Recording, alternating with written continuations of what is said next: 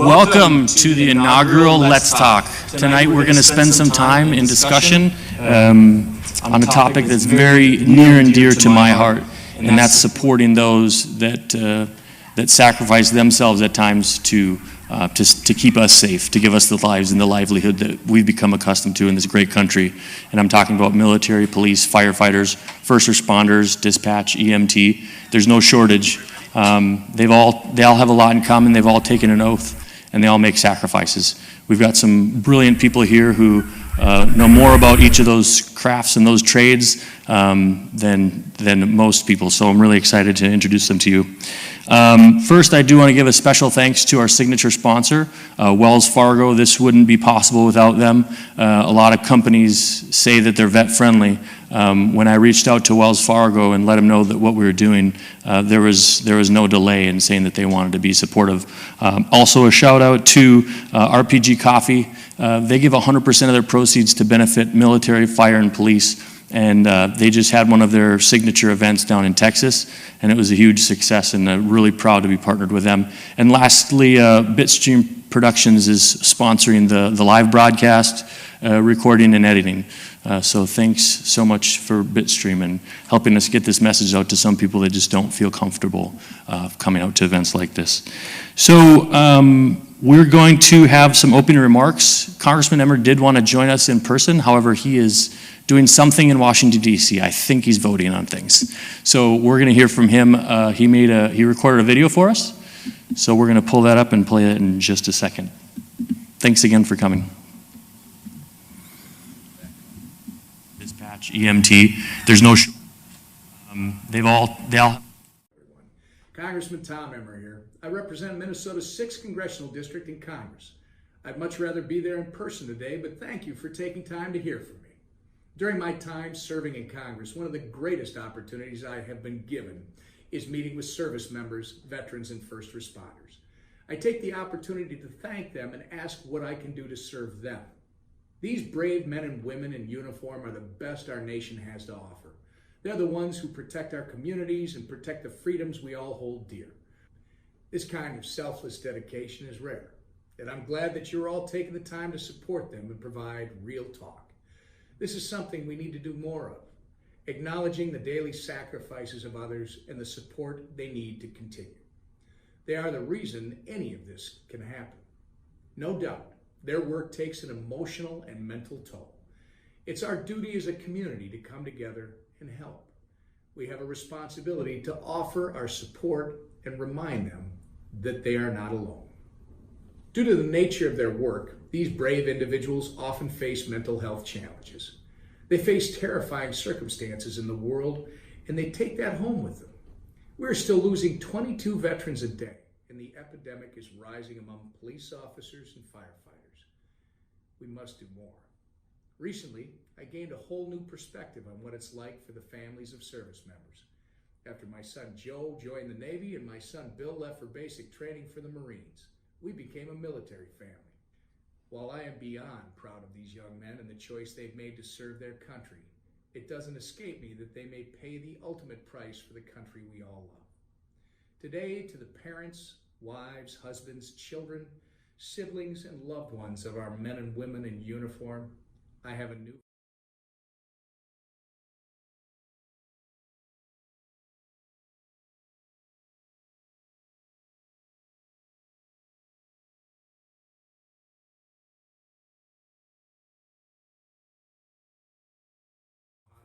They're the ones who protect our community.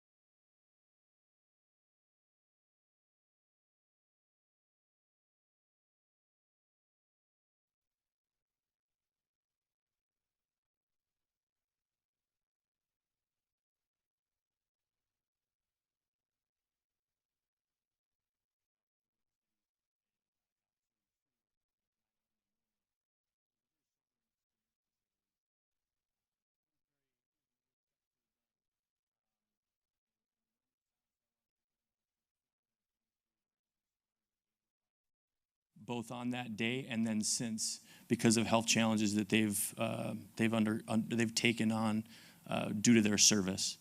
So please join me for a moment of silence in recognition of those who paid the ultimate sacrifice.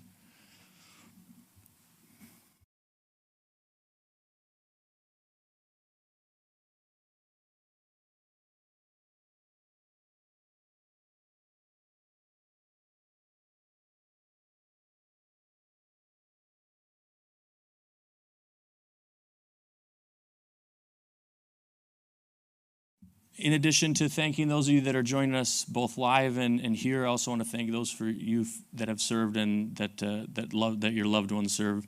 And now to the main event. I'm really excited to bring these gentlemen up to the stage.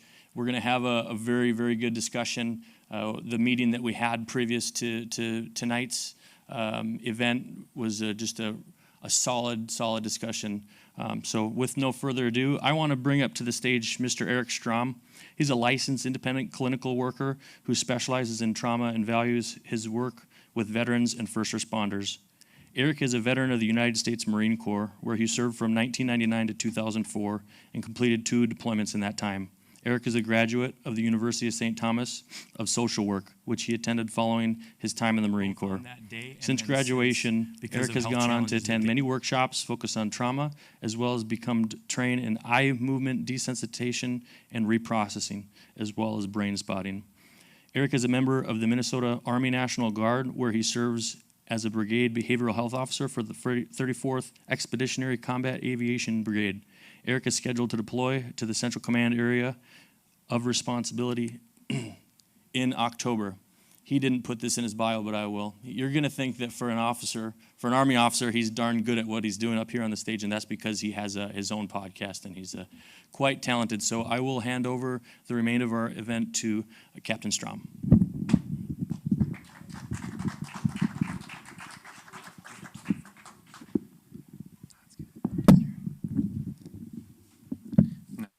If as an Army officer, if that's a dig from the Air Force there, or it's all right. We'll talk about that later. So, all right. So I want to go ahead and introduce the rest of our panelists today.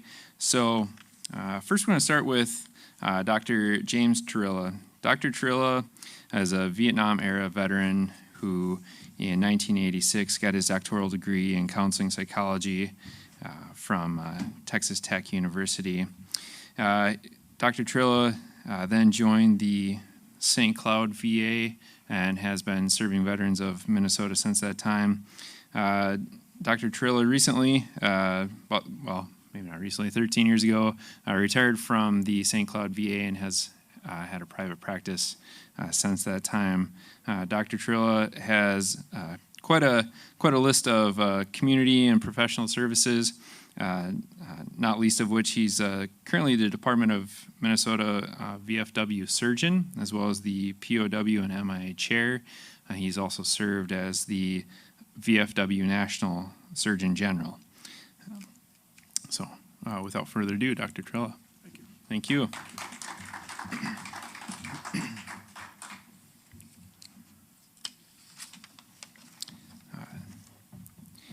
Next is Mark Olson. Mark is a recently retired Minneapolis firefighter where Mark served for over 33 years as a fire captain, EMT, and clinical social worker.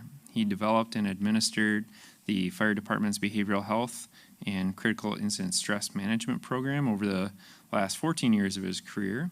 Mark is also retired U.S. Army veteran, having served 3 years of active duty and 21 years in the Army Reserve. Mark served as an infantryman with the 82nd Airborne Division during his active duty time and as a combat medic in the Army Reserves, where he was also an instructor for their course. Mark currently works in private practice where he specializes in crisis intervention and trauma therapy, particularly with first responder and veteran populations. He's a somatic experiencing practitioner and has been using somatic experiencing in his trauma therapy for over 12 years. He also frequently travels to assist somatic trainings across the country. Mark is currently serving on a panel at the University of Minnesota for a project addressing moral injury in firefighters. The goal of the panel is to develop an assessment instrument to assess and treat moral injury in firefighters. The panel is part of a current ongoing study the university is conducting with firefighters throughout Minnesota about PTSD symptoms and developing specific treatment options for them. Mark's also active in working with the Minnesota Firefighter Initiative Program. It's a relatively new project with the goal of providing education and support to firefighters and their families about physical illness, such as cancer and cardiac problems, as well as behavioral health issues. The project also includes a peer-driven 24-hour, 7-day-a-week firefighter hotline for firefighters in crisis, and Mark serves as the crisis referral counselor for this as well. All right, thanks, Mark. Finally, last but not least, Steve Wickelgren. Steve is a retired sergeant from the Minneapolis Police Department, where he started in 1988 and retired after 27 years in law enforcement. During his career, he worked in a variety of assignments, including nearly 15 years as a use of force instructor and as an instructor trainer in various areas of the force. He studied jiu-jitsu for over 10 years and was instrumental in bringing ground defense to the training unit of the Minneapolis Police Department. He also had brief assignments in the narcotics unit, bomb and arson unit, and as a cadre officer in their academy. He had an assignment in 4 out of the 5 precincts, research and development, tactical services division, organized crime unit, and worked as a juvenile investigator and street supervisor after he was promoted to sergeant in 1998. He became the supervisor of the Minneapolis PD CIT program starting in 2005 and supervised that program until his retirement. In 2001, he was assigned to the Employee Assistance Program and obtained a master's degree in counseling psychology, becoming a licensed marriage and family therapist, and served as the department counselor. He also held duties as the mental health consultant for the department's SWAT negotiation team starting in 2012. He started a private practice in 2011 and has provided services to officers and their family members for numerous emergency response agencies. His practice focuses on law enforcement personnel and their family members. And Steve uses 2 different types of eye movement therapies, EMDR and ART, accelerated resolution therapy, to help many people with trauma and anxiety issues. He also co-founded the nonprofit Minnesota CIT and is the clinical director for this organization. Thanks, Steve. All right.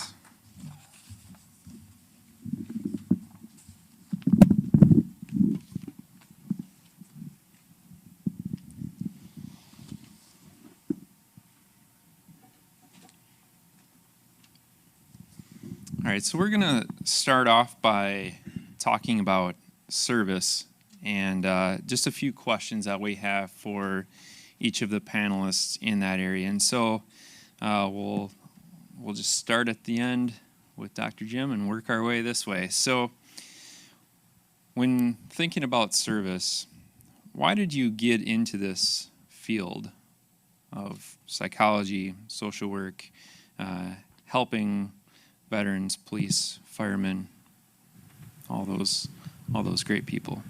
Well, I'm going to give you a little history. First of all, when I got out of the service, I was attending Bemidji State University, and there was a group there of veterans attending the college, and the first thing they told me is not to go to the VA because they won't do you any good.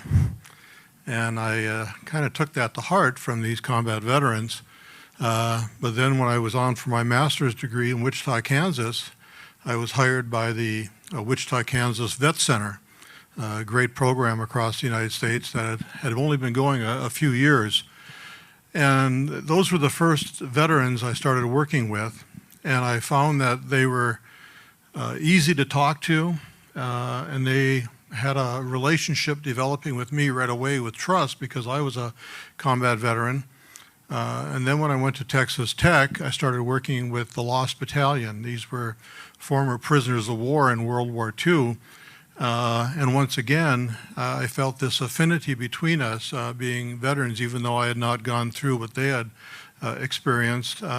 They were more open with me, and I decided then to do my dissertation on former prisoners of war. And so I became a kind of a expert in that area. So when I was hired by the St. Cloud VA, after being told not to go to the VA, I found that this was truly my calling. And Charles, excuse me, I was thinking Charles Dixon, but Samuel Clemens, otherwise known as Mark Twain, made a statement in one of his books. He says, there are two things in life that are important. The first thing is, of course, the day you're born. And the second thing is the day when you find out why you were born. And I think when I was hired at the St. Cloud VA to work with veterans, I knew from then on why I was born and to continue working with veterans, which I've done for the last 33 years.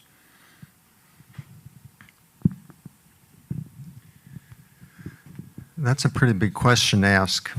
Why did I get into the fire service? Well, I think the main reason was for a sense of adventure. I've always had that, being in the military, being a paratrooper. I got out the military. I went to school using the GI Bill, and shortly after I graduated, the opportunity came along for me to apply to the fire department. Minneapolis Fire Department. So I did, and I had veterans preference points that played into that as well, and it was a great thing. I was really where I wanted to be in life. But as time went on, I was noticing there are a lot of issues with firefighters. And probably some of this I'll get into a little bit later, is a stigma attached to mental health or behavioral health issues. We're big in addictions, family marital problems, PTSD, and at that time it didn't really click yet because the critical incident stress management concept was a pretty new thing and wasn't taken seriously at first, but I particularly was interested in it. And so I went back to graduate school. I went to graduate school, got my master's in social work, and after that I proposed starting a program within the fire department, behavioral health program, to like an EAP type of program to make it easier for firefighters to access when they're having problems, to get resources, which I would then do. Not surprisingly, the first couple years in this position, it was pretty quiet. I felt like really isolated, like I was just kind of by myself most of the time. Until things started happening, some big serious incidents started happening, and we had a line of duty death, one of our firefighters, and people started using the program. And they told other people, and they told other people, and people finally started using the program.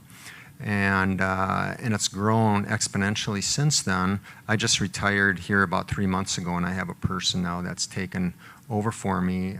For the last 14 years, I was doing this, and now it's the last thing they want to cut. You know, they've seen the benefit of it, and hopefully the program will go on because it's very badly needed for first responders.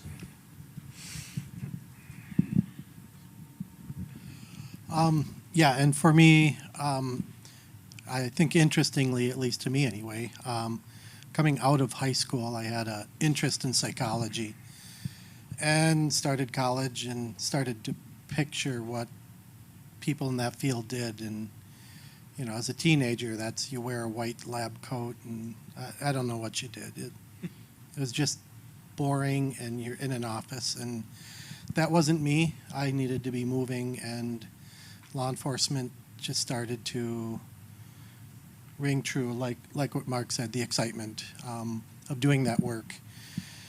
And so I got into that field in college and graduated and eventually got into the field. But then again, in 2001, similar to Mark, an opportunity came up to take over our employee assistance program, and that interest in, number one, helping people, like I had been doing in the community, and now specifically in the mental health field, helping what I consider to be very great, honorable people are really living the dream. That's about it. So what I'm hearing from each of you is that there was something kind of before you got into your field of service, whether it was military, fire, police, that desire to help people was already there. And certainly, Jim, I'll start with you. Well, I'm concerned right now with the services that are available to veterans. When I first started working with veterans, there was a lack of professionals in the field, especially minority psychologists and female psychologists working with other female veterans and veterans issues.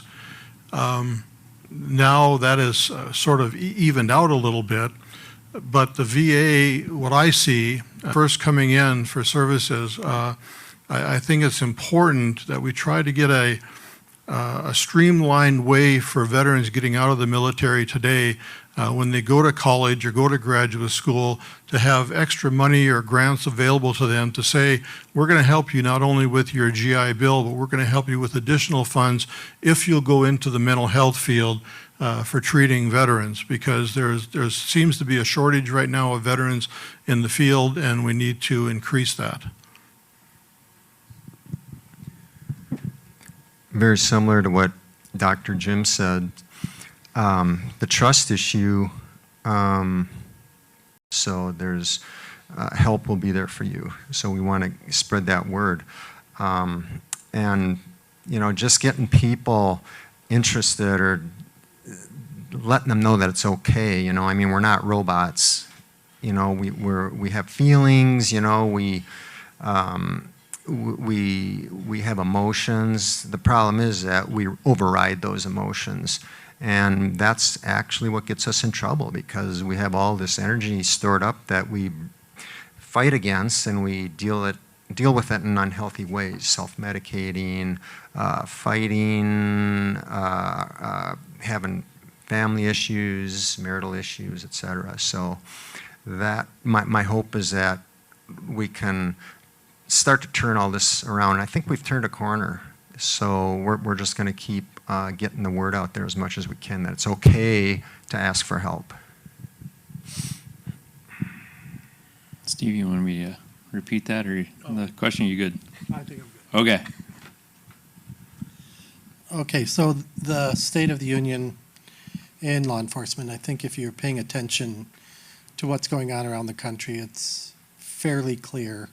The technology out there that allows cameras to be everywhere is now allowing the entire public to judge what an officer does, how they do it, why they do it, and without any background in why they actually can and should or should not do something. And what they're doing is at times a very ugly job. It can be a very violent job, and it gets complicated with laws that apply to it, and then discretion that can and could, may not be applied, varying approaches of how to handle stuff.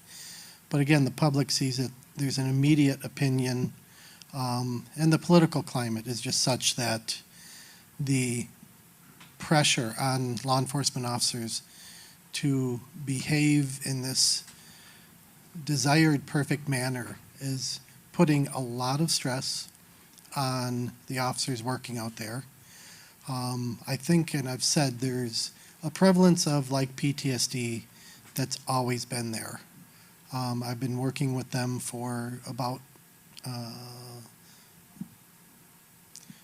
treating them for 14, 15 plus years.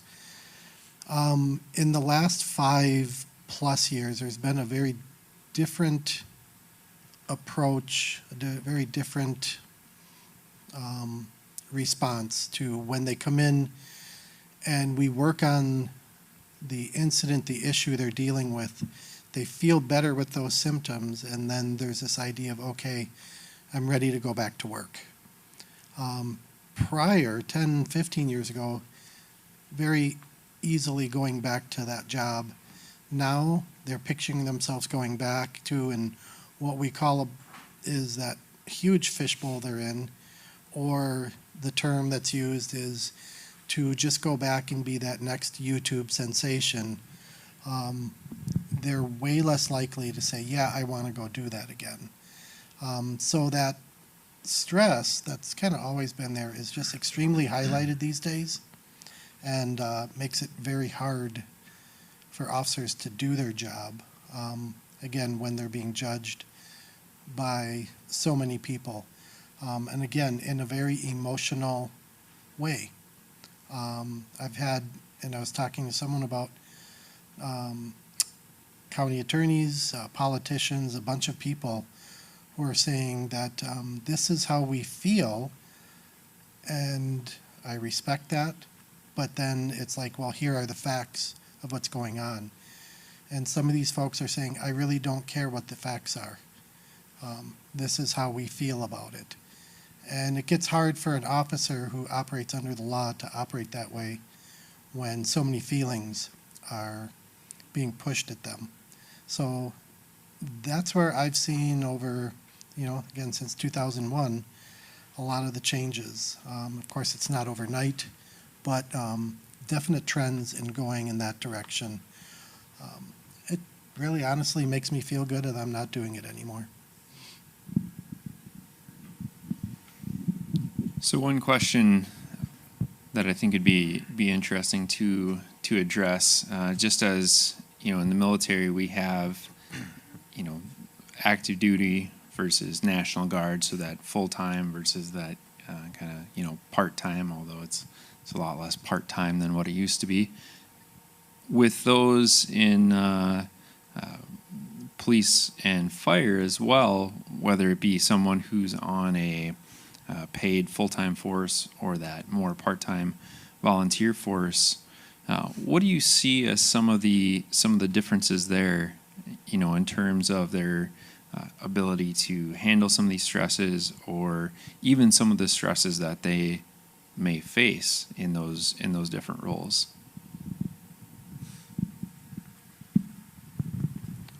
Well, from the military standpoint, I work with quite a few members of the National Guard and reserves. My son's a retired Army Reserves captain.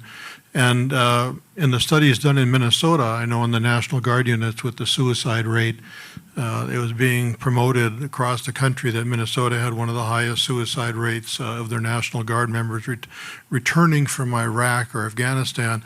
But then the statistics further showed that 50% of those suicides were non-deployed soldiers. So there was something else going on besides just the combat. And we can have 2 more hours on the combat stressors and moral injuries and things like this. But we looked at, with the other soldiers, financial issues, relationship issues, drug and alcohol abuse issues, physical injury type issues, TBI, different factors that factored into their suicide rate. And also, when I was up at Camp Ripley this summer for a workshop, the commanding general there was talking about how being in the National Guard or Reserves has changed.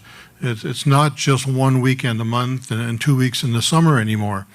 And so a lot of the young men and women who went into these branches of the service found out quite quickly that it was going to take more time for them, more time away from their families, more stress on their lives, likely more deployments, possibly financial issues and things like this. And the stress, as the stress went up, of course, we started having more psychological issues and mental health issues in the soldiers, men and women across the board.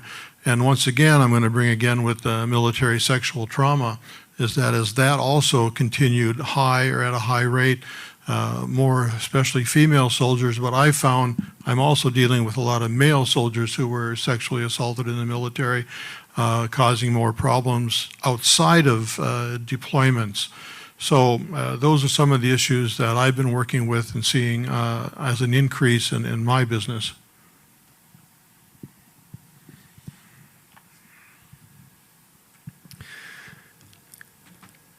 In the fire service, not just in Minnesota, but across the whole nation, about 80% of fire departments are what's known as paid on call or volunteer. It used to be volunteer, it's called more paid on call, and now they're even moving to paid because they're really having a hard time recruiting paid on call firefighters. And these types of fire departments or firefighters, in addition to working as a paid on call or volunteer, have a full-time job and supporting a family besides. So it's a lot to handle. And they, in a way, they experience a lot more than a full-time paid firefighter, because they're juggling, like I said, another job and family, and a lot of the calls that they will go to, in addition to the calls, they have to drill like one weekend a month, or sometimes a couple nights a month, depending on where they're at, but that takes time away from the family as well. Family events, you know, big birthdays for kids, graduations, holidays, and it can take its toll. And in the smaller communities, a lot of the responses will be to people that they might personally know, or their neighbor, or you know, someone relative. So that is a big factor too. The paid firefighters, like in a big city, Minneapolis, St. Paul, Duluth, they might see a lot more what we call critical incidents, or a lot of intense medical incidents like shootings, stabbings, a lot of multiple trauma type of incidents. But it's that single incident, you know, that can really make a big difference. It would be a call for a child that got hit by a car or something, relative, which seems like not a big deal, but it's a huge deal. So the big, large-scale incidents, you know, can be just as bad for a small community department that's responded to somebody that they know. And being a firefighter, you know, whether it's paid on call or full-time, it defines who you are. That's your identity. I mean, you are so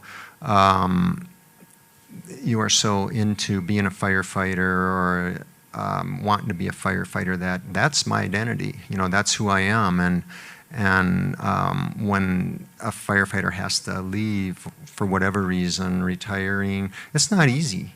And that goes the same if you're paid on call, you know, whether you're forced off because you can't do the job anymore or you retire. And so I don't see a lot of differences from the emotional standpoint between those two different types of firefighters.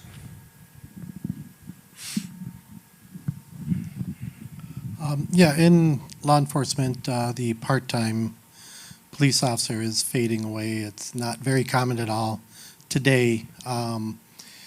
20, 30 years ago, it was more common, especially in smaller agencies. But today, you actually cannot get a part-time license anymore. So it is on its way out the door. Similar to what Mark said about firefighters, there's a lot of traumas, and it depends on where you work. What we look at is what is normal, is taking 3 or 4 calls a week normal in a small town is taking 30 or 40 calls in a shift normal, like in some of the bigger cities. Either way, you get used to it. And at some point, because of the nature of the work, you end up being overwhelmed. Because you're going to run into something that is not your normal day.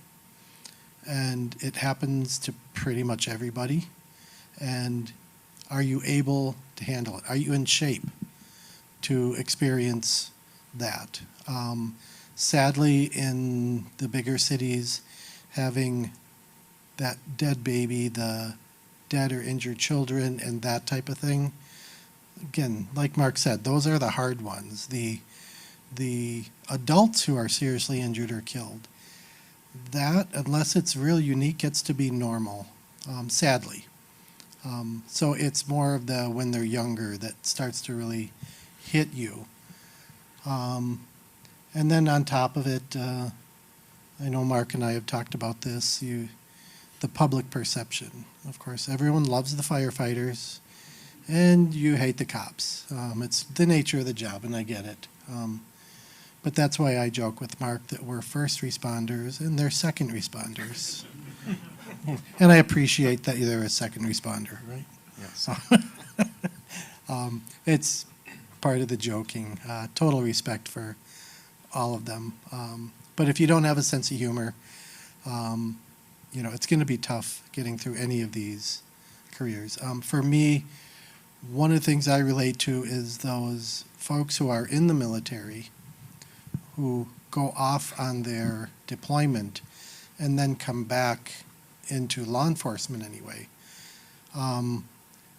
That change, there's a lot of similarities to military and law enforcement, yet there are some major differences. And the folks I've worked with, the officers who went and did deployments and came back, there's a definite adjustment to what you do, why. And again, it's that kind of shocking the system of what's normal. You get used to anything if you do it long enough. Not that it's good, not that it's healthy, but that's kind of that standard. And so just because someone is used to doing something and experiencing something, quite often we end up challenging them. Just because you can handle it doesn't mean it's good, doesn't mean it's healthy. I think the thing that definitely stands out in what everyone has said, and I can certainly attest to this as well, is for those that, whether it's the National Guard, police, fire, that are more geographically dispersed, there's certainly a lot of challenges in that, and you've all spoken to that. And so certainly, and we'll talk about this more toward the end as kind of a call to action, but certainly if you know those that are more in those geographically dispersed areas, reaching out to those folks and, letting them know what the services are, ensuring that they know what help is available. So thank you, gentlemen, for talking about the service component of that. So we're going to move into the struggles topic of the evening. So we've talked a little bit about that already, but more specifically looking at, for example, recovery time. So, when we talk about different events, whether it's combat trauma, some of these critical incidents within fire or police, just be interested to hear, what you have seen in terms of recovery time following some of these traumatic events or critical incidents, as well as the potential impact on that service member, that first responder, and their families. Well, I know when I was first hired at the VA, I was put in charge of their World War II veterans group. And every member of that group had post-traumatic stress disorder. But when they came back from overseas, they had 20-some days on a troop ship to talk about their experiences and bond a little bit. And they were told to go home, go back to your family, and get a job and forget about what you'd just gone through. And, I had an ex-POW I worked with who was a POW for 3.5 years by the Japanese and had lost over half of his body weight. But by the time he got home to the States, he had put most of that weight back on, and someone walked up to him and said, well, what did you sit out doing during the war? Because they thought he looked pretty healthy, but he was a POW and tortured, and saw 50% of his fellow captors had died during that captivity. So, the World War II veterans came home, went to work, went to the jobs, had their families, and every single member of that group that I ran, and there were 5 prisoners of war and up to 22 World War II veterans, all of them did not come into the VA until after they retired. They had put all of this aside and buried it and stuffed it in traditional PTSD until they had the time to think about their experiences. And all of a sudden they weren't sleeping, they were having nightmares, they were having relationship problems. And so then they came into the group and they started realizing that, we're all the same here. We're all dealing with these same memories that we repressed for as much as 40 years. Unlike the next generation, I started working with the Korean War veterans who basically came home and said, where were you, Korea? Well, where's that? What's going on over there? The forgotten war from these veterans. And then my generation, the Vietnam generation, who of course came home, were spit on, told they were baby killers and drug addicts and rejected by society. I remember I worked with the Special Forces Green Beret who came home in his uniform, the captain, and he goes to his Catholic church, and the priest gets up and says, we don't want you in our church. We don't want you Vietnam veterans. We know what you did over there. Don't come back. Another veteran I worked with came home and surprised his mom and dad at the door and knocked on the door, and she latched the screen door. Say, don't come in here. We saw in the news what happened over there in Vietnam. You're not a member of this family anymore. So, they had to deal with the rejection of society, and to recover that in therapy, to develop a trust again, was very, very difficult and very, very long-term therapy sessions. And so when the VA changed their policy just before I retired and said, well, you can only have 10 sessions and then they should be cured after 10 sessions. And I'm going, no, this is a lifelong disorder that they're going to be dealing with for the rest of their life. We can't cure them in 10 sessions. And then, of course, I started working with the Gulf War and the Iraq and Afghanistan and Somali veterans and Grenada and things like this. And a lot of the issues they have when they come in to see me is they say, I'm not a hero. I come home and all these parades and people are thanking me and saying, you're a hero and thank you for your service. Completely different from the Vietnam generation. And they're saying, I'm not a hero. The heroes are the ones that didn't come home. And so we deal with them in another way, but still PTSD, the nomenclature has changed. It's still the same. And although some of the symptoms might vary in one generation, like for the Iraq, Afghanistan veterans, a lot of the veterans I deal with are poor driving habits, things alongside the road, packages or a dead deer carcass or something like that, where they're changing lanes or speeding. Or going under a bridge and looking for someone dropping something on your convoy. Those are some different symptoms we see in this generation, but the symptoms of PTSD, the sleep-related problems, the high abuse of chemicals, anger issues, anniversary date issues, holidays. I can't tell you how many veterans I've worked with in the last 33 years that hate holidays because something happened to them over a holiday. And I remember one veteran I worked with, I convinced him that when he has a Christmas this year, you don't have to buy any presents or decorate, just buy a tree. Just do something different, at least, so you can start getting into the holiday spirit with the rest of your family. But those are small changes. I used to have group members, I would say after group, it was Valentine's week. On your way home, pick up a rose for your wife. Oh my God, if I do that, she's going to think I had an affair or I did something wrong, because they never did it. They know I love them, but they never showed that affection. And so those are some of the things that we deal with. And I wrote down some other things here.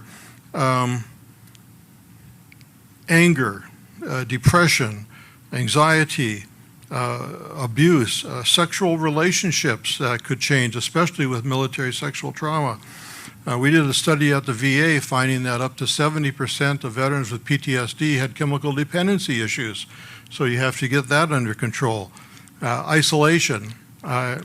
Almost every veteran I work with, combat veteran, says, you know, when I was growing up, I used to go hunting, I used to go to the county fair, I used to go to the state fair, I used to go to concerts.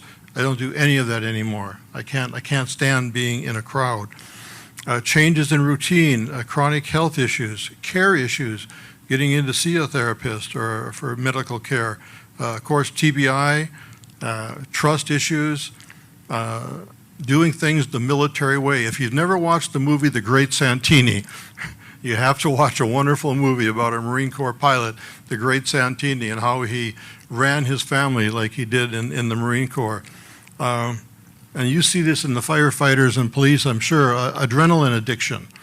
You know, once you're in combat and you get that adrenaline high, you know, you get the same thing. A lot of World War II veterans got into police forces and high steel workers, unions and stuff like that, skydiving. The Hells Angels, riding motorcycles, started from that adrenaline rush that World War II pilots needed. And of course, the big issue I always see with my veterans is guns, knives, and protection. Always needing to protect themselves and protect their family. And to get them to put a lock on their guns or to put their guns in a safe or not have that loaded gun under their pillow at night has been a very difficult struggle. And I'm sure it's the same with police officers. But these are some of the things that I'm working with. So Dr. Jimmy kind of jumped into the next question there, but that's good. I'll just extend it to Mark and Steve that as you answer that, just what some of the signs and the cues are of, you know, potential problems and some of the things that you see as kind of warning signs. Fun fact: the Great Santini is based off the squadron that I was in the Marine Corps, BMFA 312. So it's a great movie. So, from a first responder, firefighter perspective, trauma perspective, and I should also mention that the majority of responses from firefighters who are also EMTs, most of the calls involve medical calls, probably about good 80%. So we're firefighters in name, but most of our calls are emergency medical calls. The fires aren't as much as they used to be, which is a good thing with fire prevention and sprinklers and all that, so and technology. But critical incidents. It's interesting that I can talk about this from experience, that trauma, everyone is going to respond differently to an incident. You know, one person might bother by what they see, and that can have to do with experience. Maybe this is a new person, or they haven't been exposed to a lot. Or it could be something terrible, really bad. And in which case, we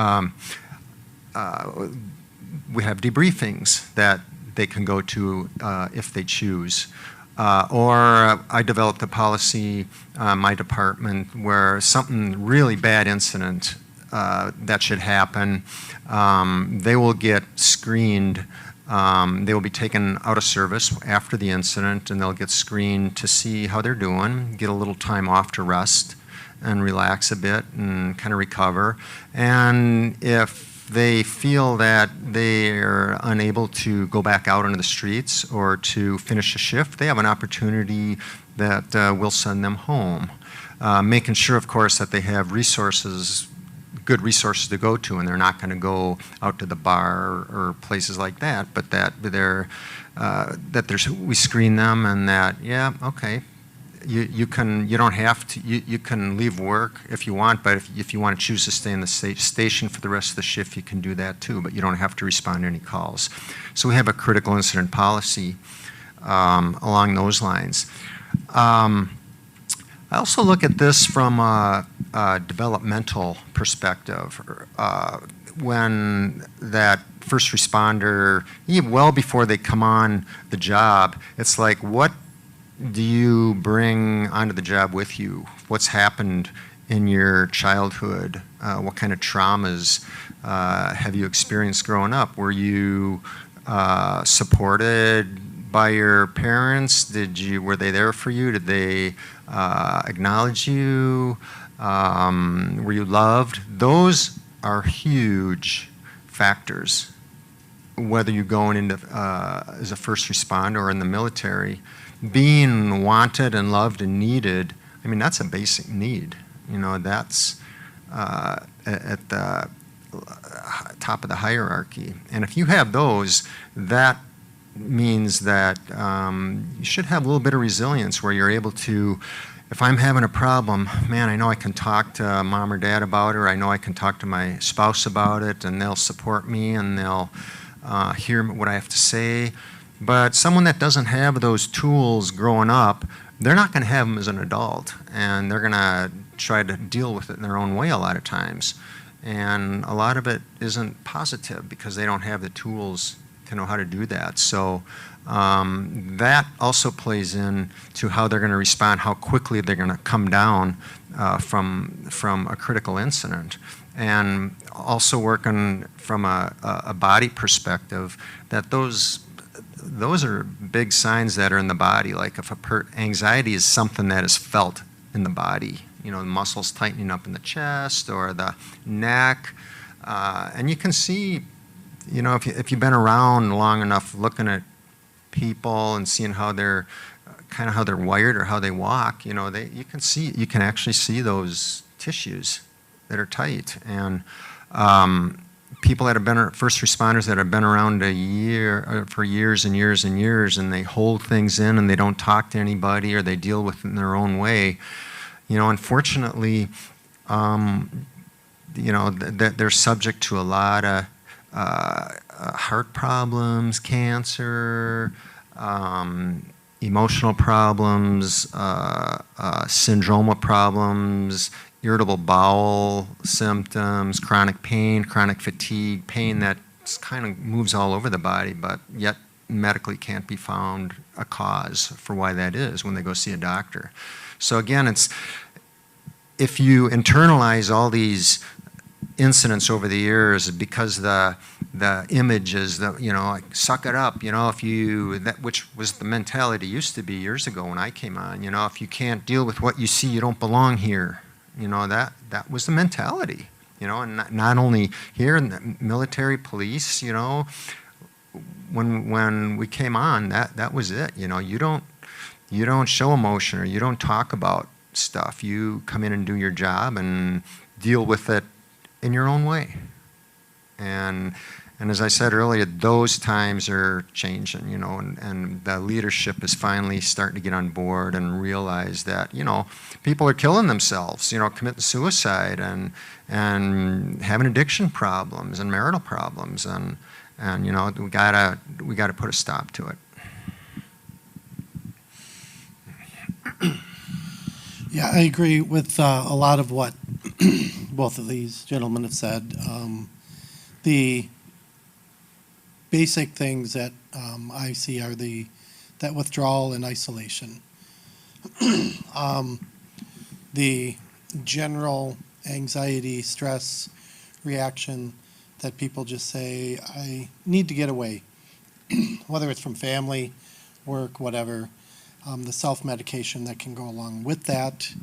Again, that's been around for years, and like Mark said, we're talking in just the 30-some years I've been in it, the mentality of if you can't handle it, then quit, to now in just 30 years. And honestly, that's not a long time because change does not occur overnight.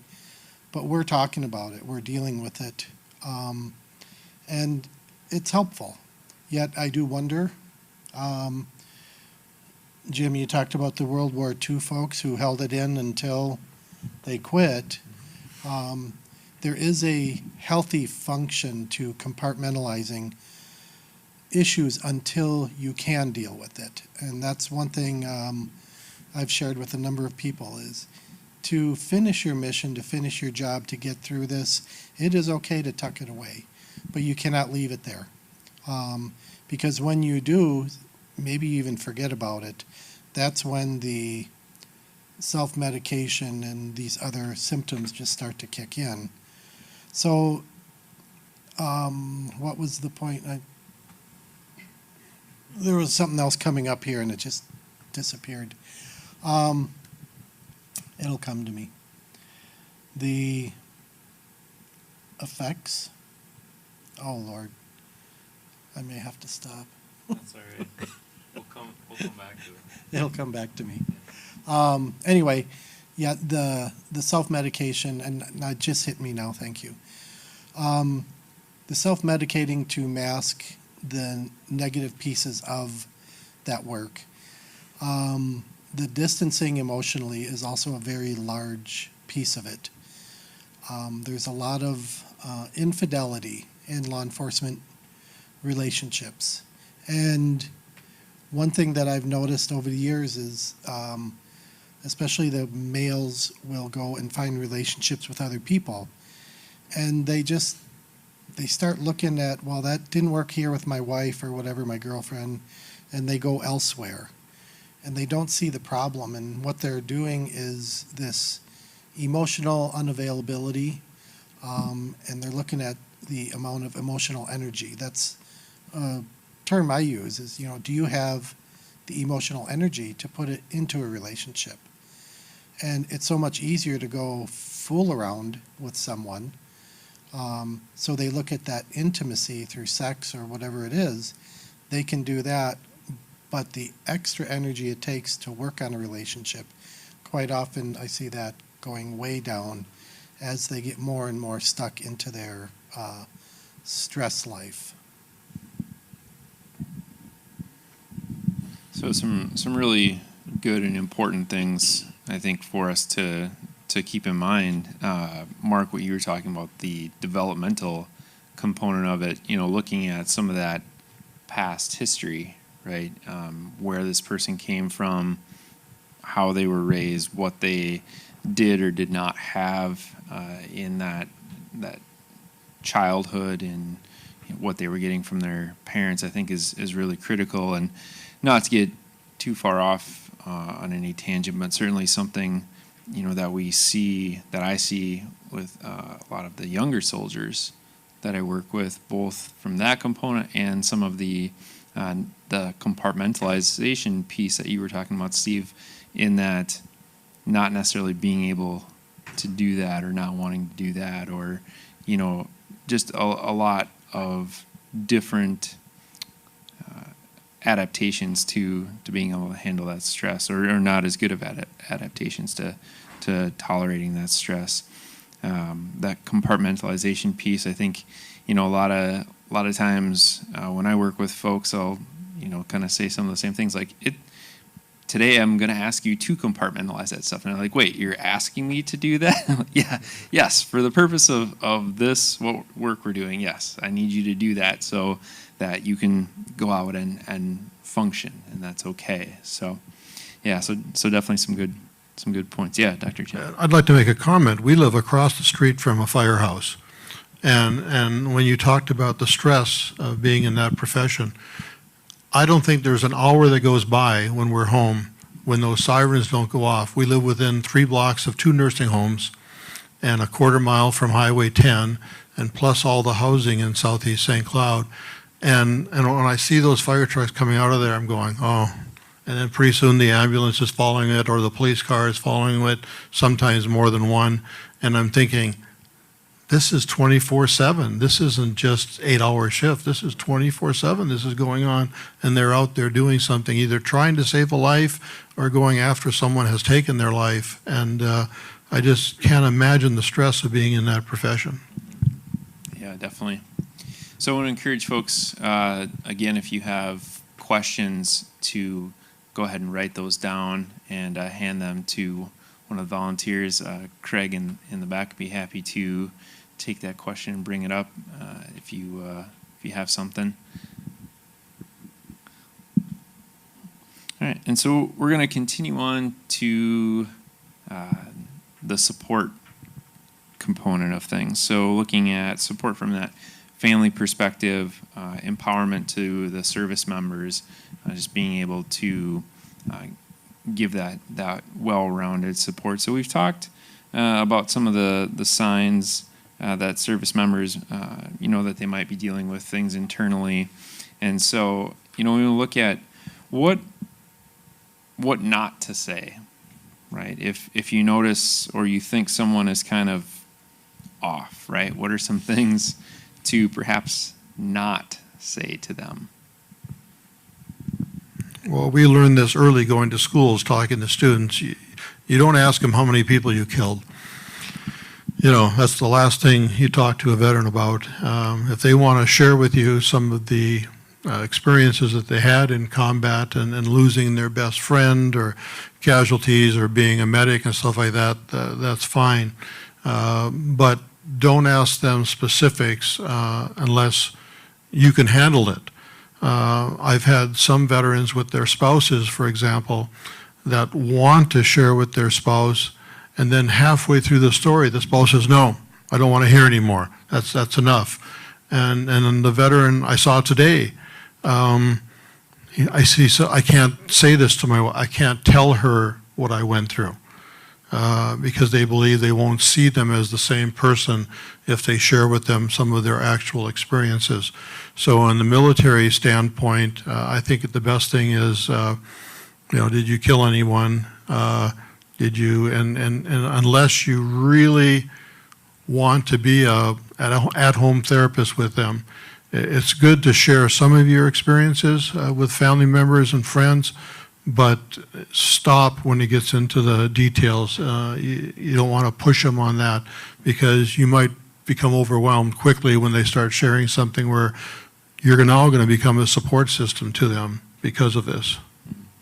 And I would follow that up by saying, and this is getting kind of away from the question specifically, but for those therapists that are working with veterans, understanding that this again goes back to some of that trust and comfort of knowing that there's going to be some potentially pretty gritty stories, and are you prepared to deal with that and help that person through that? And that's not specific to just military. I mean, certainly I've heard some pretty gritty stories from EMTs, and without that ability to tolerate that, you don't put yourself in that position. So, yeah. So how about for firefighters, police officers, things not to ask? Well, I work mostly from a somatic perspective, and I'm more interested in what's going on in someone's nervous system in their body than I am in any type of traumatic content. So I'm always going to be working the periphery or as far away from the impact, the moment of impact, even if I know what the situation is. So if someone's coming into me with a lot of anxiety or they're kind of scattered all over the place, I'm going to probably just have them slow down. I'm just going to interrupt them and have them slow down a little bit, or just to kind of take a break, because they're just revving themselves up, and I'm trying to get them more inside their body than and instead of their brain, where the brain's always moving and analyzing and ruminating and what would it be like just to, let's just take a break and sit here and see what happens. I'm just going to give you space, and you see if you can get a sense of that. We're just going to slow down, and believe it or not, it works. And because when a person's able to slow down their system, they can focus more, you know, and they can think, and they can talk slower. And really, that's what I'm looking for. That's the start of the healing process for me. Getting them, what does it feel like when you slow down? You know, oh, well, I notice I'm not as tight. I notice, you know, I'm feeling a little tingling right now, and I notice my neck isn't tight, my throat isn't as tight. And yeah, that's because, you know, we're moving from this highly charged sympathetic response more into a parasympathetic or resting type of response. And that's really important from my perspective, because it starts to get them on the road to actually to healing and feeling better, that they can slow down. So I'm not going to go and force them to talk about anything. That's the last thing I want to hear about is, you know, what the worst part of their story, you know, especially if they're not able to go there. Because if you force someone to go somewhere where they don't want to go, they're basically going to shut down or not want to see you, or you're just like the rest of the therapists or whatever, you know. So just it's really using a different angle to start to bring on a little bit of regulation or self-regulation in the nervous system for me. So I've never had a problem trying to struggle with what not to ask them. How about for like friends or family members though, Mark? What would be perhaps things that you've heard that? You mean, okay? So can you repeat? Yeah. So friends or family members that have someone who's in the fire service, Mm-hmm. you know, they go out on, you know, whatever kind of call it might be. Mm-hmm. What are some questions that we'd kind of advise those folks to not ask firefighters? Well, that's you know, from firefighters that I've talked to, a lot of time, so they might not even hear about some of those calls, you know, because the firefighters say, oh, I could never tell my family what happened. If they hear about it, and a lot of times they do hear about it on the news, you know. I mean, if it's a big incident, that's going to be the first story on the news. And, you know, I mean, the families are all different. And some might ask and some might not, you know. Right. So they might cut right to the chase. And if the firefighter feels like answering, they will, and if not, they'll shut down or do what they do to override or cope in the moment.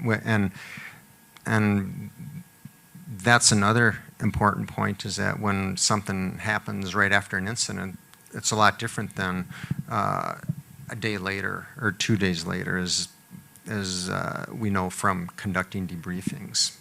Conducting a debriefing right after an incident is totally different than processing it after a couple days. So time will help in that manner when a firefighter's ready to talk, or even if a family member gives them space, which is what we would hope for the best, you know, they'll wait until they're ready to talk about it. Right. And I was just going to add, that's the difference between an evaluation and therapy, is that when I do evaluations, I have to ask the questions. I need details to make the diagnosis. And the first time I had to do that with a rape victim, it was almost as difficult for me as it was for her to share that, but I had to do that. And that's the most difficult part. In therapy, I've had patients go months before they've shared detailed information with me when they felt comfortable doing it. So.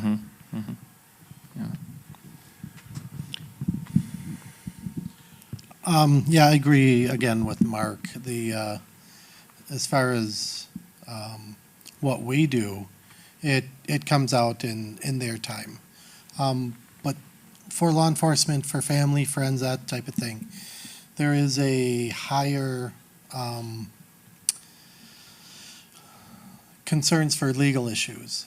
So when people start asking what happened, what did you do, I mean, after critical incidents, and I've been dealing with this in the very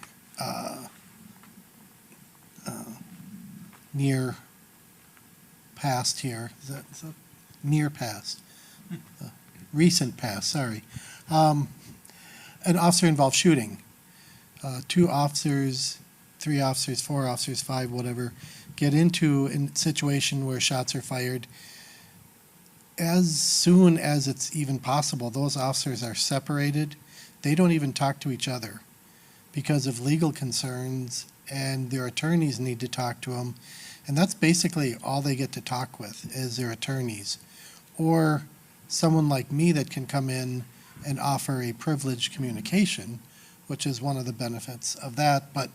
And then a lot of times they don't get to talk and see each other until a few days later if they're involved in a debriefing.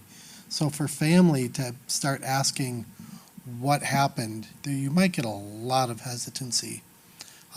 So the better questions to be asking is, how are you? Covering the basics. How are you sleeping? How's eating? Those types of issues.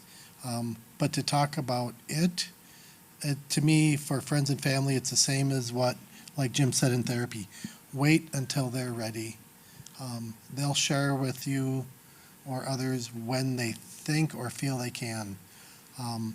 So it's just, again, the mistake would be to ask them the who, what, why, where, when of what they went through. If they want to and can, they'll address it. Very good. All right. So best thing to do in order to support or improve the mental health landscape right now where we are and with the influence that we have. So. Well, I know as the service officer for our VFW post, I have a lot of questions from veterans about issues, and I say, go to your county veteran service office. You know, if they can't answer the question, then, you know, you better go someplace else. But they should be answering most of the questions if they're good and efficient at their job. A lot of veterans I work with that have gone to the VA and are happy with the services, I say, go to the vet center. I said, vet centers are staffed by combat veterans. If you want to talk to another veteran, go to the vet center. You have a much better chance of meeting another combat veteran there. And those are available throughout the state. You know, therapy contacts outside the VA besides the vet center are somewhat limited. But if you're looking for benefit questions and answers, you know, there are veterans organizations out there that the younger veterans are not seem to be using. There's the VFW, the American Legion, Disabled American Veterans, Military Order of the Purple Heart, all sorts of different veterans organizations that have trained service officers to help veterans with issues that they have related to either compensation or their benefits. And so it's out there, but you just have to go look for it sometimes.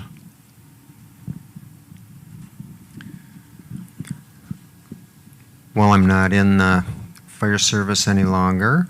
I would, and I can go back just a couple months, and what I would, for me, letting firefighters know resources that are available, because there are resources for whatever is ailing them out there, whether, and I can find them therapists if they want one. I can find them treatment centers that, I had a connection with a treatment center that would always have a bed available for a firefighter, because for a while I was referring a lot of firefighters for chemical dependency treatment. So having those resources available is really important, which is why I believe that internal services for police departments, fire departments are like really important, because when they're in crisis mode, I mean, they don't have the brain power to focus on that. And so knowing that they can go online to find help or refer them to where they need to go. And now the Men Fire Initiative is like, that's like gold, because there's a number that they can call 24/7. and the crisis piece is the big piece, you know, and that's the main thing. I mean, once they're stable, then we can go into secondary resources to get specific help. But making that initial call if a firefighter is suicidal or having some really, or they're in danger or things are just going really downhill, then that is the best place to call. And I don't know, I'm just gonna say that number right now because that's important. MinFireInitiative.com is the website. The crisis line is 1-888-784-6634. And I'm going to repeat that at the end of the presentation as well. But there's resources out there, and sometimes the hardest part is to get them to those resources because they can be resistant at times or try to figure things out for themselves, and sometimes it doesn't work. Yeah, and as far as resources, again, there's similar organizations out there for law enforcement. Badge of Life is a newer one out of the Chicago area that I'm starting to get associated with. Locally, there's a nice resource called Backing the Blue Line. It's a bunch of wives who do a phenomenal job of raising money and doing general support for officers and their families when things happen. It's not just critical incidents, it's not anything, it could be a child injury or death, and just some of those, not that that's not a critical incident, but it doesn't always have to be work related. And they come in with support, and anytime we can get these websites, these phone numbers, these groups connected, that is going to be incredibly helpful because it's going to take away that ability for someone to withdraw. It makes it harder to say, I'm all alone, no one cares. When we push them and promote them, it makes it, like I said, a lot harder to say, poor me, it's just me, I'm all alone, and they start backing off. So all of these that are mentioned, and again, there's a number of them, are the resources we want to push people to, make them available.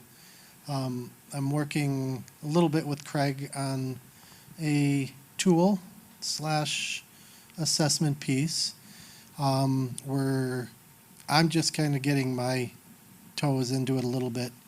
But it's addressing their well-being, their mental health, the issue of possible, depression, suicide issues. I'm going to hopefully get this out to one of the agencies once we rework it a little bit. Someone takes it and then something good comes of it and they use some resources. That's my hope. For a bunch of people that don't, just maybe going and using that tool is going to increase their awareness. And to me, that's just as powerful as someone who takes that next step, I think. And I left out two resources that are very important. The first one is the veterans, the Eagles Healing Nest in Sauk Center, Minnesota. It's 70 veterans are currently residing there free of charge. The veterans that need a place to stay, veterans that need alcohol chemical dependency treatment, PTSD treatment, need a safe place to stay if they can't go to the VA or been kicked out of the VA or somehow don't meet that criteria. The Veterans Eagles Healing Nest in Sauk Center is a great resource for veterans, and a lot of people don't know about this place.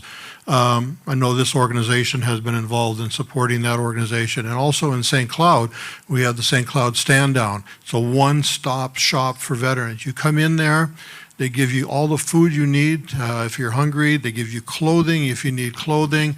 They have jobs set up for veterans if they need a job to make some money. And they also work with MACV to get them housing. So it's a one-stop shop for veterans in St. Cloud. They've got a brand new building that was donated to them in a warehouse. And it's a fantastic source that we're going to have in central Minnesota for helping veterans. So piece that I'd just like to add to that is, thinking about the question, best thing that we can do in order to support or improve the mental health landscape, from my perspective, both as a therapist and as a behavioral health officer, a lot of what we see, and I'm sure there's a lot of veterans that'll attest to this, is, finding that sense of community, whether that's leaving active duty, whether that's after you've been, on a deployment, come back and you're kind of scattered to the wind with your unit or whatever. And so finding that organization that works for you, whether that's Team Red, White, and Blue, whether that's Team Rubicon, whatever it might be, just finding that sense of purpose, that can change the mental landscape for a person quite a bit, right? I mean, that it was mentioned more than once, that sense of isolation. And if we don't connect with people, we start to feel like nobody's out there, nobody cares, it's just me, nobody else has had this problem. And so finding those people to connect with and have this sense of community is really, really important for a lot of folks. So something to look at. And there's tons of organizations out there, and sometimes I think it feels a little overwhelming to folks, but just dialing in on the one that one or two or three, whatever, that feels like it's a good fit for you. So we're going to take our questions from the audience. Wonderful job, Mark. Thank you very much. And it was a compliment. I'm a big fan of the Army. Yeah. I know you. It's the parent to source. It's the parent to the Air Force. The right? Army Right. Air Corps. Yeah. My birthday's coming up soon. It is. So I really appreciate all these questions. The questions from the audience are fantastic. And while it is the home stretch, they're not letting you guys get off easy. These aren't softballs, I'll tell you that. But I think there's great information that they're trying to pull out of you, recognizing that you're the experts. So we'll just get right into it. And now you get to answer too. So you're off the clock. All right. What role, and you guys will be able to guess who gets to answer it when I ask it, but anyways, what role can peer support / intervention play in getting help for firefighters in smaller volunteer units? For example, drinking, substance abuse, marital issues, infidelity, employment issues. What type of peer support options are there? I think the best place to call, especially outstate firefighters, is this Minnesota Fire Initiative that I was talking about earlier. Direct connection. It's and I'm going to repeat that number because that's important. For those online and for the final edited broadcast, everything that you're saying as resources will have links and phone numbers. So when you share it, go ahead and share it, and we'll have it flash up on the screen for them. This is one word, mnfireinitiative.com. And that will have the number for immediate peer support. You will get somebody very quick and referred to resources in your area, or that person might have to travel a ways if they're way outstate. So, but that can be done. The number is 1-888-784-6634, and that number is also on the MnFire website, and a lot of good information about those other health pieces as well. But that's the quickest way. And there's also a National Suicide Prevention Hotline. I don't have that number, but that's... We'll get it up. Okay. We'll get it on the screen. Okay. Thank you for that. And that's what I love about these questions, is they're all very poignant, and they're directed towards how do we get the help now to the people that need it. It sounds like we've maybe got some direct connections for people that we want to help. And so that same question came up actually 3 times. So I just consolidated them. But so this is for the police officer, our resident expert here. You don't like when I call you the expert, do you? So how do we as a society get to the place of thinking that police are not bad guys? I mean, they clearly want to help. They're willing to sacrifice themselves. It's an incredible question, and I think it's something we need the answer to, and I'm glad you're here to answer for us. I've been thinking about that question for quite a while, so much so that I'm stressed out enough to where I'm losing a lot of my hair. Yeah, honestly, I don't know the answer to it. I have a gut sense that it's something that we're going to see get worse before it gets better. We've gone a long time with law enforcement doing their job. Usually they do a fine job. Again, there's nothing perfect about any service here, and I'll make fun of Air Force, Army, Marines, everyone, fire, everyone, as well as law enforcement. There's nothing perfect out there.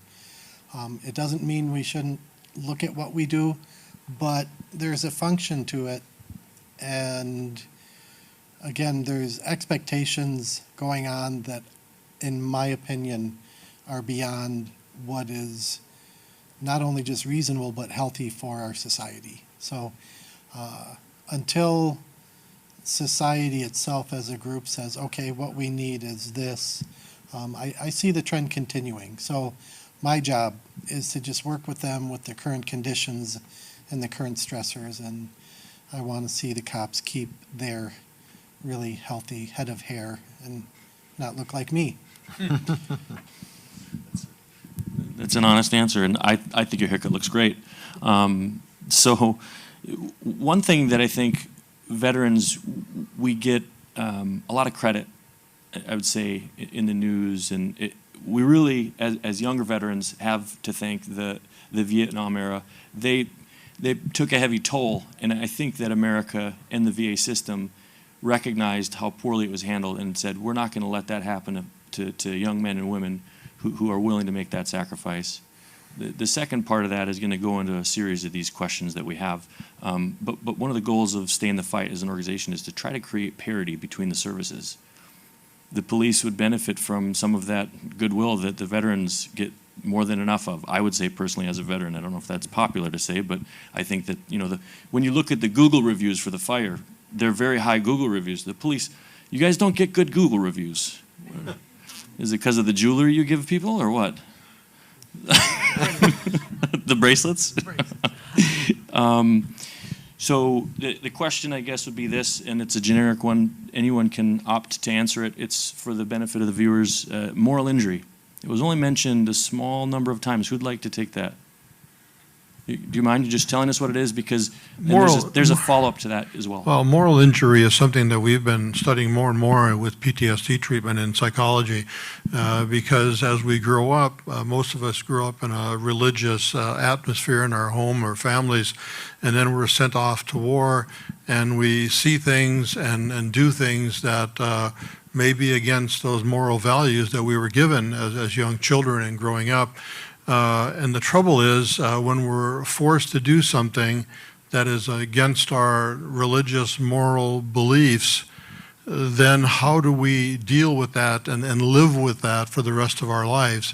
Even though we're supposed to be forgiven for certain things, and you can talk to priests and pastors and ministers and counselors and stuff about this.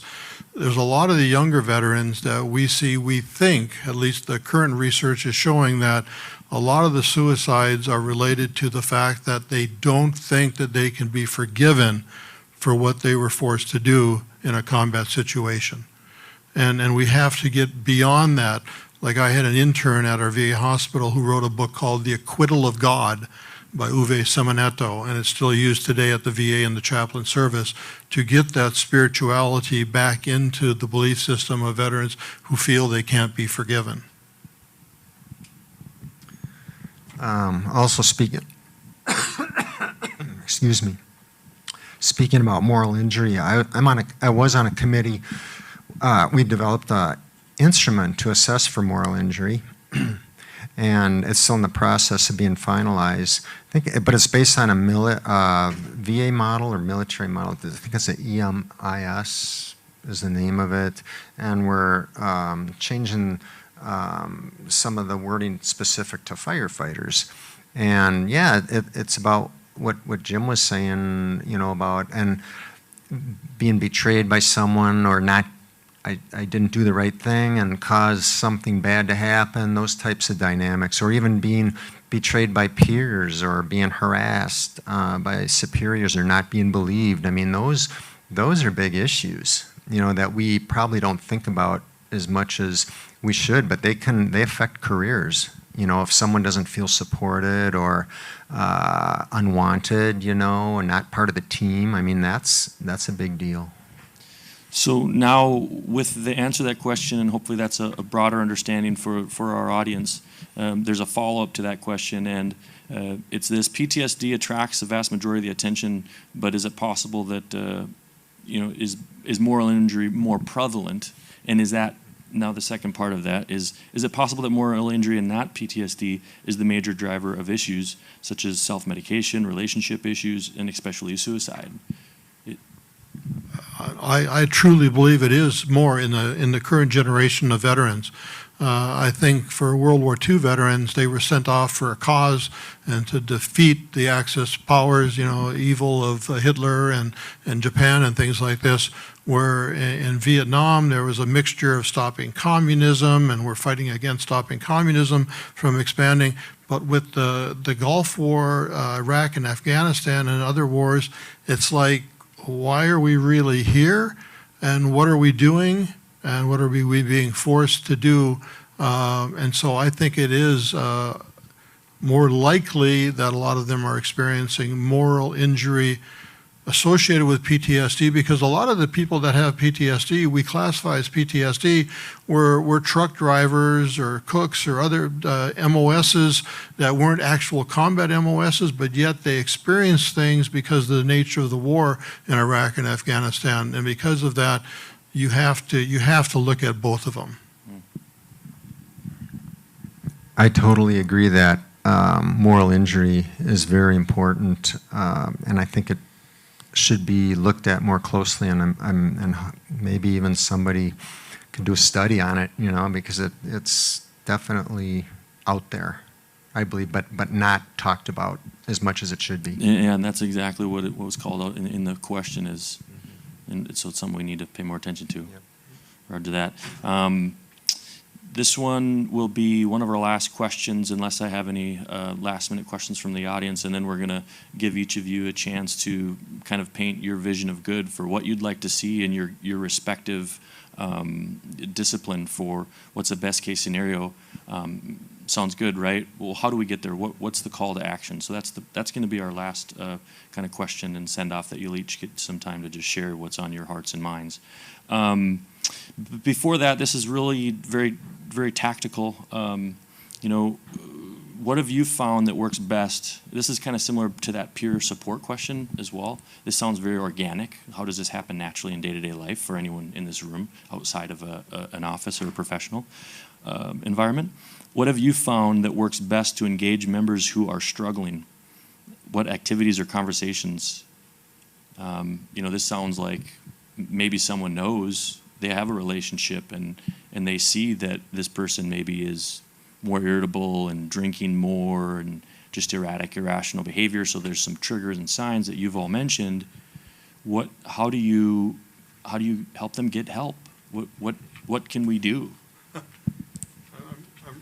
You've got it in your pocket. This is perfect. I'm reaching for a card in my pocket. Here. So while Jim's looking for his the card, I think I would just say that if you know that someone is struggling, if you are seeing some of those signs, the biggest thing is being that support to them to start with. So that might be, approaching them and saying, "Hey man, I know you've been drinking more. You seem really short with me, your friend, or with your family, whatever it might be. Just know that I'm here for you," right? So that's a start.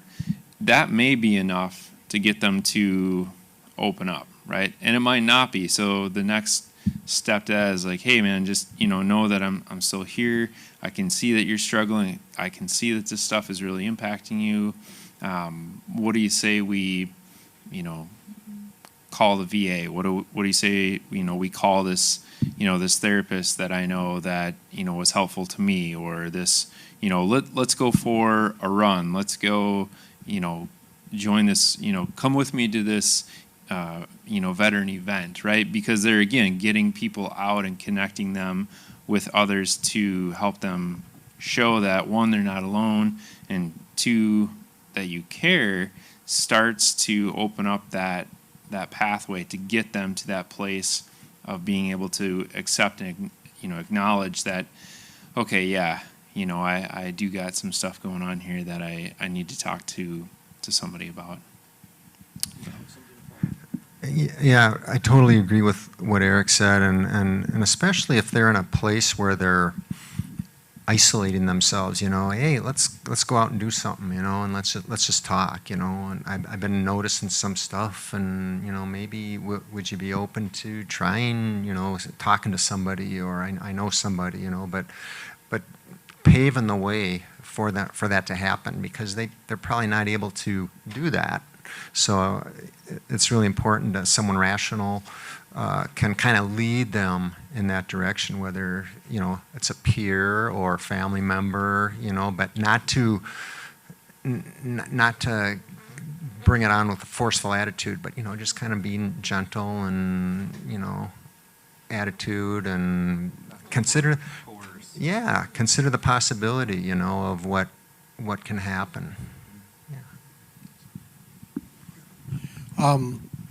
Yeah, on my end, like what Eric said, to be there as a resource for people.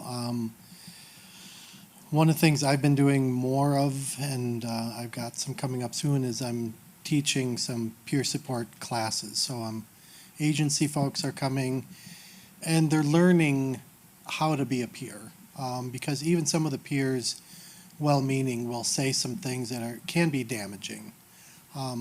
So having the identifiable folks who are on your website or up on the bulletin board, who, again, are there that other people struggling can say, hey, I do have options as far as who to talk to.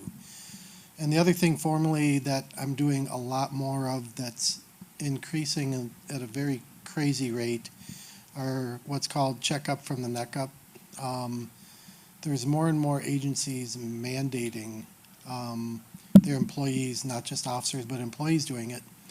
And some of the experiences I've had is in sitting down with someone, we go over just good general wellness, stress management, self-care, mindfulness ideas, just so they can kind of normalize, hey, we've got stress, what do you do with it?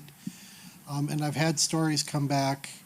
Some of them will come and see me, but then others will. One went to his chief, shook his hand, and said, "Thank you for having Steve do this." He goes, "I didn't go see Steve, but because of what was brought up, it really had me thinking, and I went and talked to this other counselor, and I'm really working on this problem now." He says, "Without that, I don't know where I would be or where I would have gone." So again, having these resources available and really just making it okay to talk about it. I have a couple things on that. First of all, purpose and meaning in life. I started studying this in graduate school, and I did my dissertation with World War II veterans on finding purpose or meaning in life based upon Viktor Frankl's theories. And I used this when I was teaching students for helping them volunteer, and I found that the veterans that I can get out there, whether it's Rubicon, Team Rubicon, or Red, White, and Blue, or 23rd to 0 veteran, or 23rd veteran, or VFW, or all these organizations, is to find some purpose or meaning in your life. But 3 years ago, when I was Surgeon General of the United States for the VFW, our Commander-in-Chief received a national award for this, and he handed out these cards and put them in all the VFW posts for members to take home with them, being mentors for other veterans. It's saying, know the 5 signs. Know the 5 signs that a veteran is having problems, not feeling like you, feeling agitated, feeling withdrawn, not caring for yourself, feeling unhappy or hopeless. And the issue was to get veterans, give them these cards out, and to recognize these symptoms in other veterans before they attempt suicide. And so we used two organizations, changedirections.org, and also Change Mental Health. And we encouraged the veterans to go to these websites also. And I know there were thousands of these cards distributed throughout the United States. I don't see them as much now, but I always carry one in my pocket. And we'll also, when we, in the final edit, we'll make sure that those are all shared on the screen. Yeah, so and I'm going to give a shout out. If this goes out to northern Minnesota, where there are a few workshops, I'll be conducting an all-day workshop at Itasca Community College on October the 4th, Friday, October 4th, on PTSD, and I'm hoping that we'll get the police, firefighters, and mental health professionals up in northern Minnesota to come to that workshop. We can share that information for you, certainly. Thank you.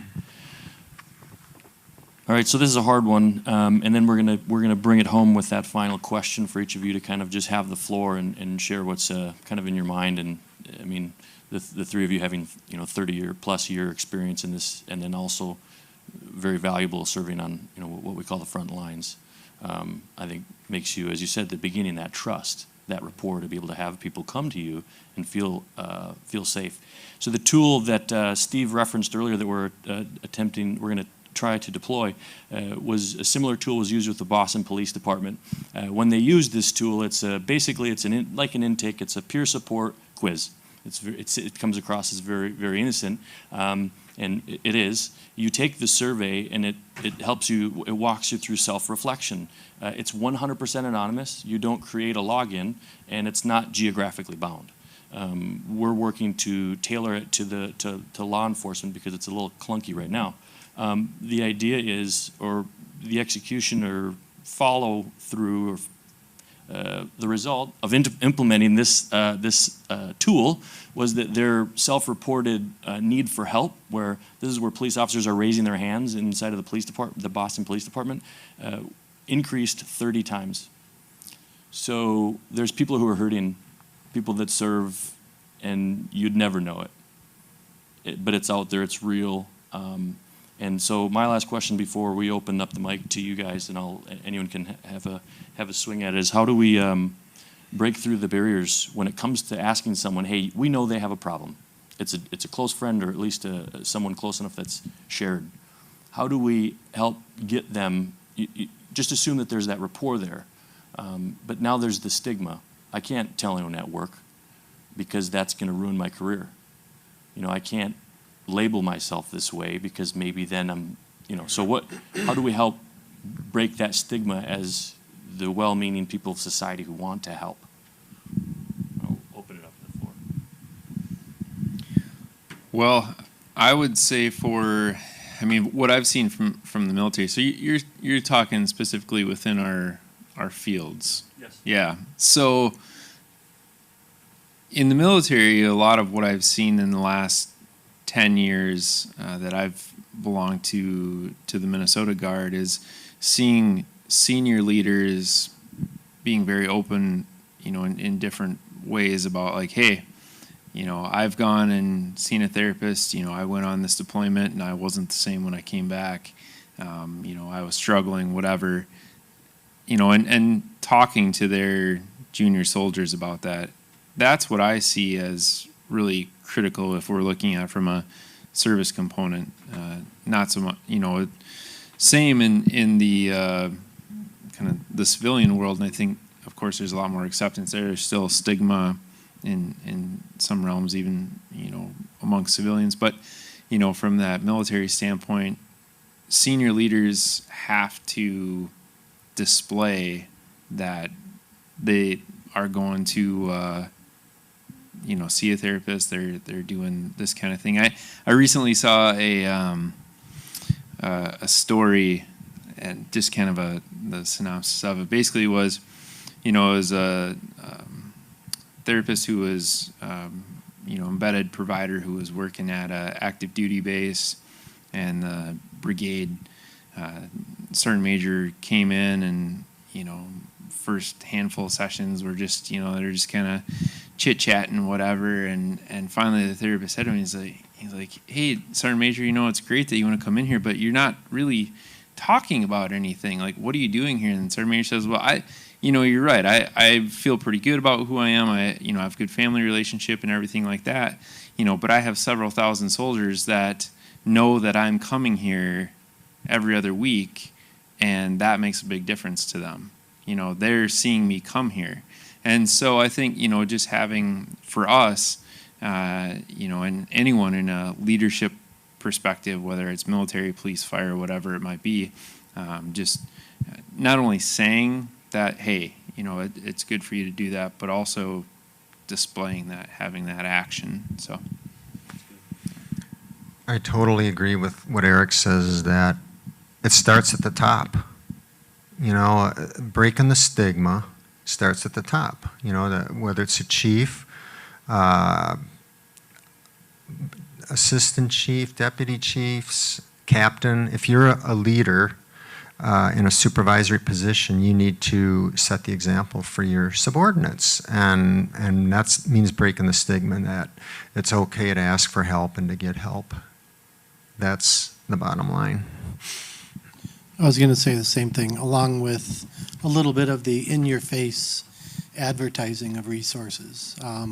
Posting it, placing it everywhere.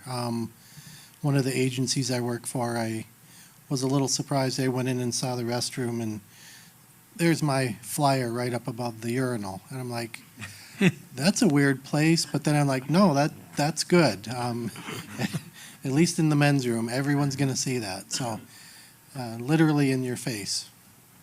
And I have to say, find whatever works for you. If it's running marathons, if it's volunteering for a veterans organization, medications may not be the answer, but they may help some of the symptoms so you can deal better in therapy. But you have to have purpose or meaning in your life. If you don't have purpose and meaning in your life, you're going to have this emptiness inside of you, and you got to find a therapist or a technique that you can work with, whether it's art or EMDR or somatic or equine therapy or gardening, whatever it is. Find something and keep on trying until you find that purpose and meaning in your life, and then you will start feeling better. So, Dr. Jim, if you don't mind taking us home, this will be the last opportunity for each of you this evening, and this time is yours to just share, what you're passionate about and what you think we can do to help the mental health landscape inside of our uniformed service members.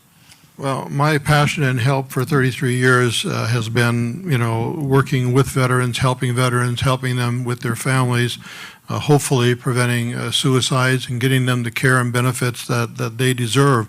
I think what we need to have, especially in the VA system now that is contracting a lot of care outside the VA now, is we need to find, once again, that pipeline to get younger veterans involved in college into the mental health field, because veterans want to work with other veterans, and we need more veterans in the healthcare system, especially in the VA system. For me, I talked a little bit out earlier that our leaders need to really set the example from destigmatizing getting help, asking for help, and we need to help each other.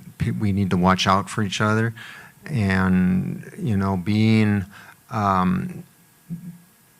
retired. I mean, even I had a great career, and being retired, it's like, wow, I'm not part of the group anymore, and that's big. I mean, even though I know that I had a good career, there's a lot of people that don't have that. And we need to watch out for each other and help each other, and I would hope that my wish is that for firefighters, that if you need help, it's okay to ask for it. You're human, and it's okay to feel vulnerable, and it's okay to do what you need to do to get better, so that you can have a healthy retirement and enjoy life. Yeah, interestingly, 18 years ago, when I started in this, I would tell a lot of officers, there's a lot of very good clinicians out there.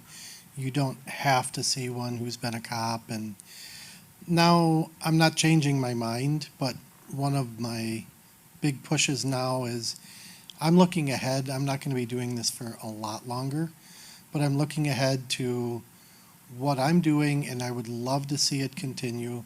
So I'm encouraging, I've got several police officers now going into mental health. I'm working with them to keep the same thing going and to get a younger perspective as well. There are things that I don't get. I honestly don't know what it's like to drive around in a squad with a camera, to run around with a body camera.